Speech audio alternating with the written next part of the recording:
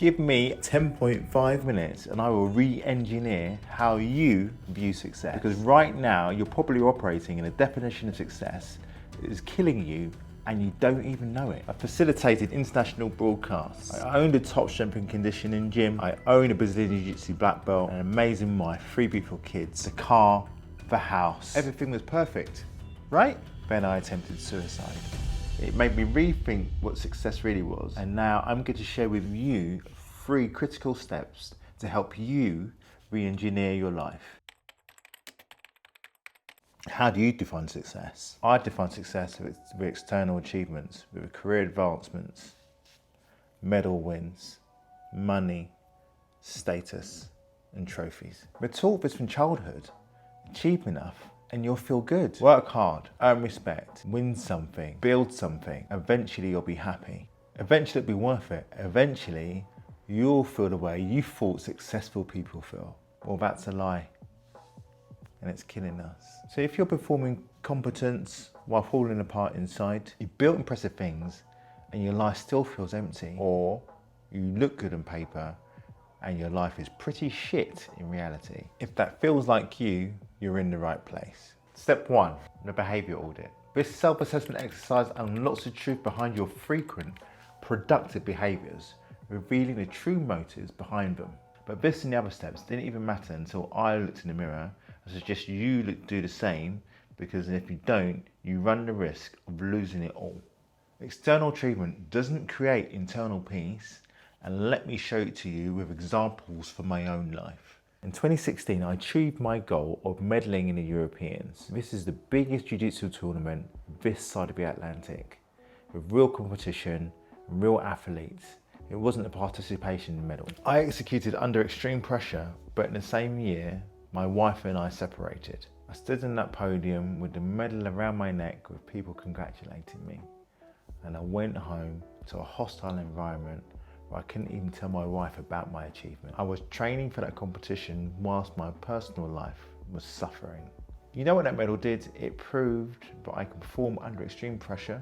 It proved that my training systems worked, and it proved that discipline beats motivation every single time. You know what it didn't do? It didn't fix anything. It didn't make me feel whole, and it didn't save my marriage. It didn't close the gap between what my life felt like and what it looked like. It didn't give me peace. That's the thing about external achievement. It delivers exactly what it promises. A medal, recognition, proof that you're good at something. What it doesn't deliver is the internal peace you thought came with it. And it wasn't just a medal. I had built Performance 360, a real gym, real members and real impact. I was helping people transform their bodies and their lives. And I was using the gym as a hiding place. I was performing wellness whilst dying inside. Nobody knew, and why would they? I was a gym owner, I was fit, and I was there 6 days a week. Clearly, I had my shit together, right? Same thing with broadcasting. Live television, millions watching, flawless execution, compliments from clients, high pressure environment where I still delivered. And I would step outside when we were off air, and the only thought in my head would be, I don't want to be here. I don't want to be alive. Not because anything had gone wrong, but because everything had gone right and it meant nothing. Fast forward to December 2024, 8 years after my medal, and I was diagnosed with prostate cancer. And cancer doesn't care about your achievements, doesn't care that you medalled or built a business, doesn't care if you worked on national television, and doesn't care that you have 3 children that need you. Cancer forces you to answer the one question you've been avoiding your entire life. Who are you when you can't perform anymore? When all external markers of success are stripped away, what is left behind? And that's when I finally understood. Success, as we've been taught it, is a moving target that never delivers what it promises. So here's a rewire. Here's what you need to burn into your brain. Success isn't what you achieve. Success is how you relate to yourself whilst you're achieving it. Let me say that to you again, because that's the entire point of this podcast. Success isn't what you achieve. It's how you relate to yourself whilst you're achieving it. You can build $1 million business and still feel broke. You can win championships and still feel empty. You can have the perfect career, the fit body, the house, the wife, the family, the children, and still be dying inside. Or you can have a modest career, be imperfect life with ongoing struggles, and still be at peace with who you are. The difference isn't the achievement, it's the internal relationship. And that's what this entire podcast is all about. Not how to achieve more, not how to get the next medal, the next promotion, or the next level of success. It's about how to relate to yourself differently while doing all of that. How to close the gap between what your life feels like and what it looks like. How to stop using achievement as a painkiller. Because here's what I learned the hard way. You cannot out-achieve internal pain. I tried for 20 years, built businesses, won medals, climbed career ladders, pushed harder, achieved more, and none of it worked. What did work was learning to stop running, learning to address the actual problem, which wasn't the circumstance, but how I related to myself. What worked was building a framework that addressed the real issues. I didn't know how to be okay inside of my own head, so I used achievement to avoid ever having to figure it out until I couldn't avoid it anymore. That's the work, not the achievement, but the internal relationship. Once I understood these things, the real transformation could begin.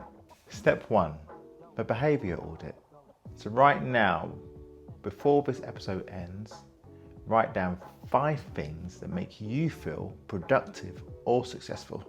Working long hours, training hard, building your business, scrolling LinkedIn.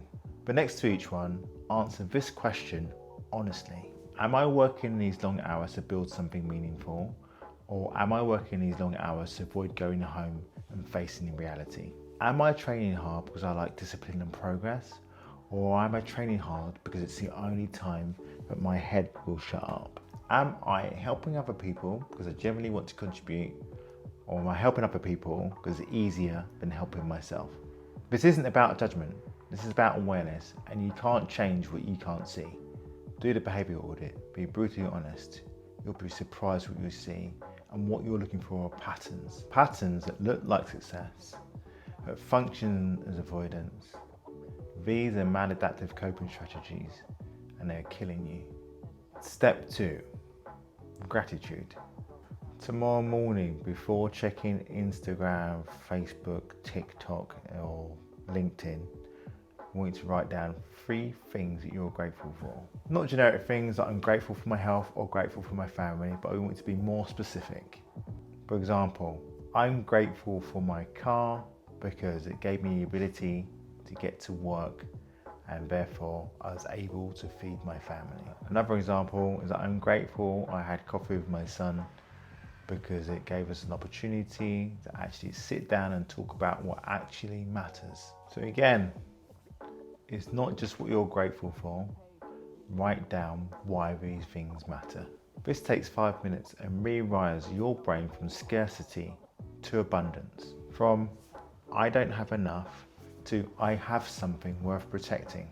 Start tomorrow, 5 minutes, 3 specific things, why they matter, how you contributed. This is part of what I call the foundation stack, which will take 15 minutes out of your day, which will go into a bit deeper in future episodes. For now, just start with gratitude. Step 3, the honest question. At some time this week, I want you to ask yourself the honest question. I want you to ask yourself loudly, what am I avoiding by keeping busy? Again, what am I avoiding by keeping busy? Don't answer it immediately. Don't rationalize it. Let it ruminate. The answer will come to you. Because here's the truth that nobody wants to hear. Most high achieving men are afraid of stillness. Because stopping being busy means feeling. And feeling means confronting what we've been running away from our entire lives. The failed relationships, the loneliness, the emptiness, the fear that if we're not achieving, we're worthless. The suspicion that if people really knew who we were, they'd leave us. Ask the question, see what comes up. You don't have to fix it today. You don't have to solve it. You just have to acknowledge it. What am I avoiding by staying busy? Ask it, mean it, Listen to the answer. Those are your 3 actions. For behaviour audit, what am I moving towards versus what am I moving away from? Gratitude, 3 specific things and why they matter. For honest question, what am I avoiding by staying busy? Do these 3 things and you'll start seeing the gap between success and fulfillment. And once you see it, you can start closing the gap. And if you want to know what to do with all this information, stick around for the next video. Click below and subscribe. I've always wanted to say that. Click below and subscribe to my channel.